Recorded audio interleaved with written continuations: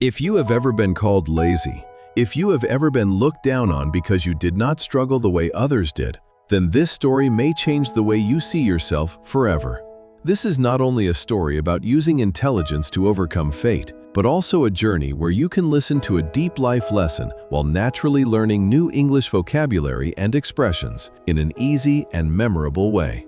Stay until the end, because this story may not only shift your mindset, but also help you grow on your path of learning English.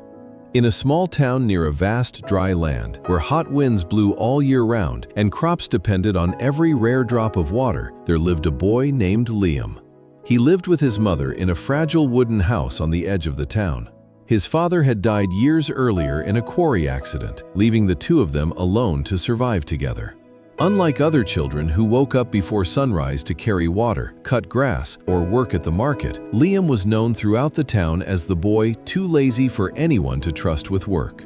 He could lie under a tree for hours just watching the clouds drift by.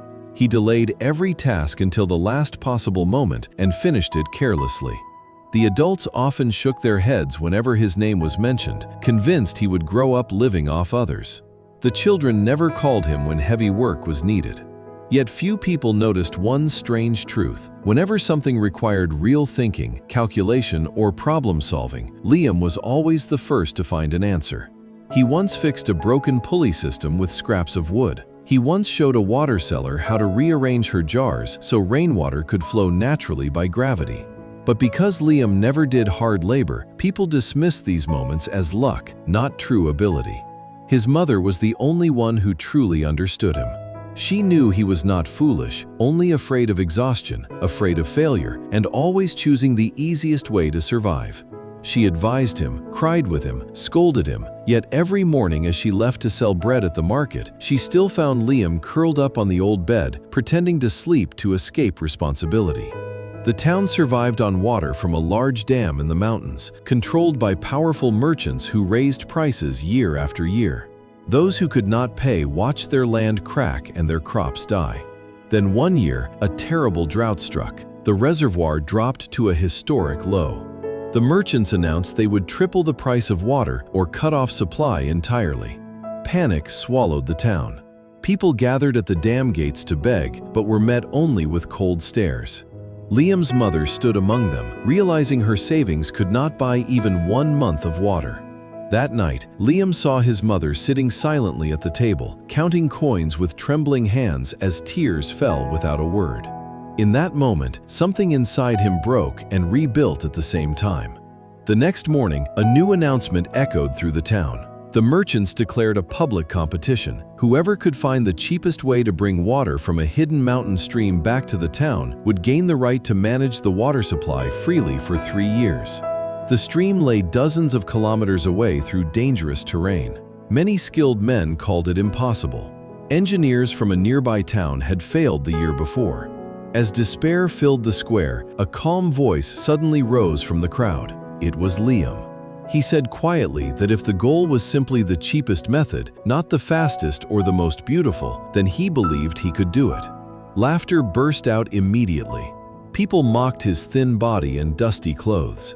His mother pulled his arm in shame. For the first time in his life, Liam gently pulled away and said firmly that he could not dig canals or buy steel pipes, but he knew how to let water find its own way home.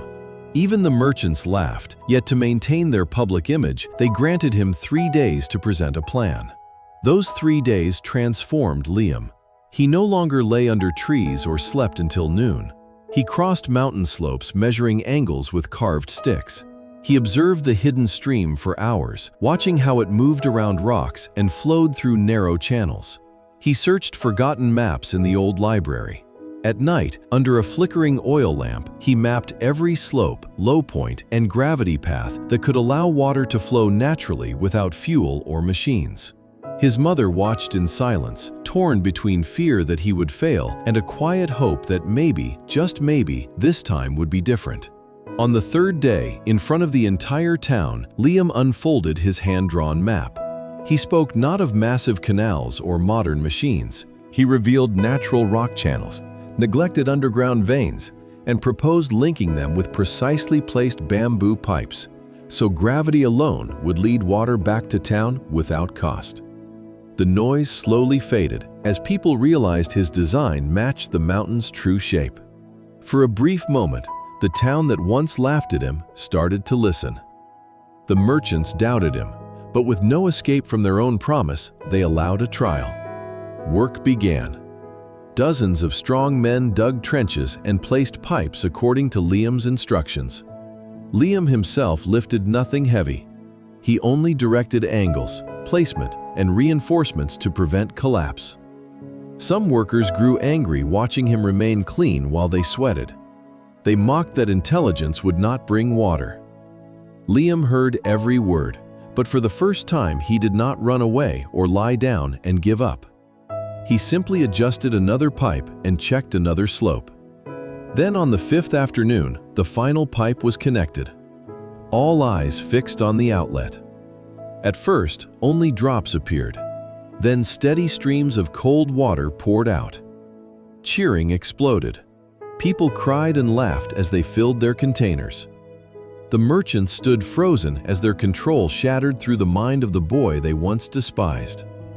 By contract, the water system belonged to Liam on behalf of the town for 3 years. Prices dropped to a fair level. Fields revived within weeks. Trees turned green again. Life stabilized. For the first time in a long time, the town could breathe. Yet the greatest change happened within Liam. He was no longer lazy in the old sense. Not because he loved physical labor, but because he now understood the true power of intelligence when guided by purpose. He taught villagers how to inspect flow, repair leaks, and protect the system. He spent his time designing efficient solutions for the town, how to store water for dry days, how to avoid waste, how to share fairly. For the first time, he felt he was living for a reason, not just passing time. His mother walked through the market with pride instead of shame. The people who once mocked him now sought his advice. The children who once avoided him now looked at him with admiration and curiosity, asking how he had thought of such a plan. And within his own heart, Liam finally understood that what once bound him was not laziness, but fear of responsibility and fear of failure. Laziness had only been the mask that fear wore. Only when he was pushed to the edge did he dare to step forward. This story does not say laziness is good.